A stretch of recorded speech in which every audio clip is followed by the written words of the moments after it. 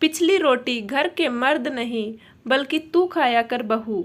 बहू, तुझे कितनी बार कहा है कि पिछली रोटी किसी की भी थाली में मत परोसना, फिर भी आज तूने मेरे बेटे की प्लेट में परोस दी।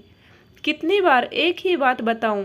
ऐसा कहते हुए लीला जी थाली से पिछली रोटी निकालकर गुस्से में नीना के हाथों में पटक कर रख देती है और कहती है, इसे तू ही खाया कर। 100 दफ़ा मैंने तुझसे कहा है कि घर के मर्दों को पिछली रोटी नहीं खिलाते, फिर भी परोस आती है।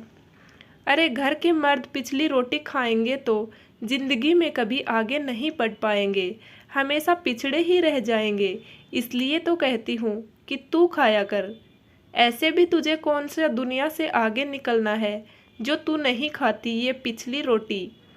गुस्से में लीला जी कहती है, माँ जी, मैं ही तो खाती आई हूँ जब से इस घर में ब्याह कर आई हूँ, पर आज तो आटा थोड़ा सा बचा और खाने के लिए सिर्फ ये और मैं ही बचे थे, तो मैंने इनकी थाली में वो रोटी परोस दी थी, क्योंकि रोटी एक आदमी के खाने की ही थी। डर से झिझकती हुई नीना कहती है, हाँ हाँ, सब पता है मुझे तेरा नाटक। खुद को खाना नहीं है तो बहाने बना रही है, और आटा ख़त्म था तो बेनी को बोलकर पिसवाना था या रेडीमेड मंगवाना था। ये सब तेरे बहाने हैं बहू, मैं अच्छी तरह जानती हूँ।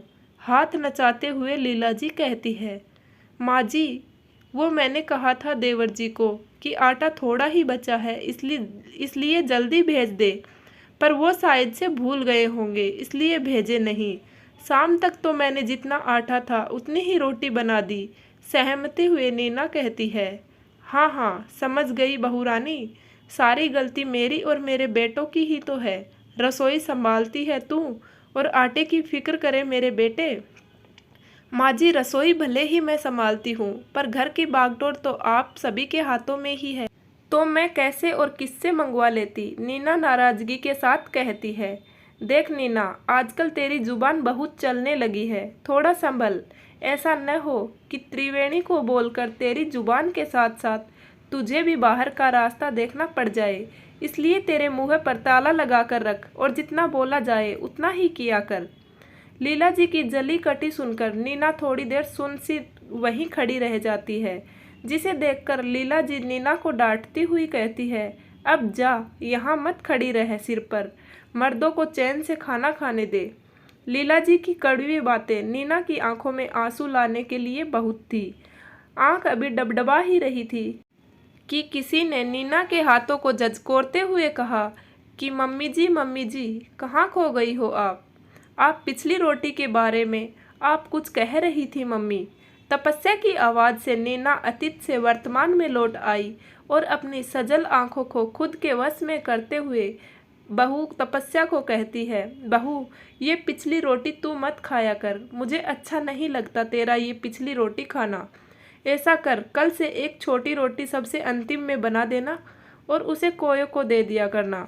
रसोई में सबके लिए खाना परोसते हुए तपस्या के गालों को छूते हुए नीना ने कहा, पर क्यों मम्मी जी, रोटी तो रोटी होती है, पहली हो या आखिरी, क्या फ़र्क पड़ता है? आज के ज़माने की पढ़ी लिखी तपस्या ने नीना से कहा, पड़ता है बहू, बहुत फ़र्क पड़ता है, समानता और बराबरी का फ़र्क पड़ता है बहू। इसलिए तो कह रही हूँ, पिछली रोटी तू मत खाया कर, क्योंकि मेरे लिए सभी बेटे और बहू बराबर हैं। नीना जी खुद पर बीते कल की कहानी को याद करते हुए कहती है, ठीक है माँ जी, जैसा आप उचित समझे। कहकर तपस्या टेबल पर प्लेट लगाने चली जाती है और नीना फिर से अतीत के गलियारों में। कितना फ़र्क करती थी मुझ में और सभी बहुओं में। जब मैं अकेली थी तो भी पिछली रोटी मैं ही खाया करती थी, और जब देवरानियाँ आ गई तो भी मैं ही खाती थी पिछली रोटी, क्योंकि सासू माँ की नज़र में मैं ही सबसे पिछड़ी थी और उनके मरते दम तक मैं ही रही। पर मैं अपने घर में ऐसा नहीं होने दूंगी, क्योंकि मेरे लिए सभी बेटे और बहू बराबर हैं।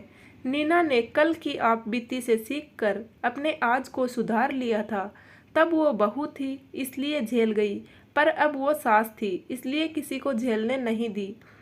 कई घरों में पहली रोटी और पिछली रोटी के बारे में ऐसी धारणा होती है कि पहली रोटी गाय को दी जाती है और पिछली रोटी कौवों को और कुत्तों को खिलाई जाती है। उम्मीद करती हूँ ये कहानी आपको पसंद आई होगी। कहानी के बारे में आपकी क्या राय है कमेंट करके ज़रूर बताना।